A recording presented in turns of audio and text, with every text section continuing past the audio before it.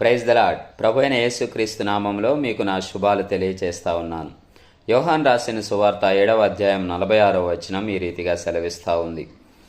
ఆ బంట్రోతులు ఆ మనుష్యుడు మాట్లాడినట్లు ఎవడునూ ఎన్నడునూ మాట్లాడలేదనిరి. ప్రియమైన స్నేహితులారా, ప్రభువుని పోలి నడుచుకోవాలనుకునేటువంటి మనము ప్రభు ఎలా నడుచుకున్నాడో మనము ఒకసారి జ్ఞాపకం చేసుకోవాలి. యేసుక్రీస్తు ప్రభువాలని పట్టుకోవాలని వెళ్ళినటువంటి బంట్రోతులు సైనికులు చెప్తున్న మాటలు ఇవి. ఆయన మాట్లాడినట్లు ఎవరునూ ఎన్నడూనూ మాట్లాడలేదట.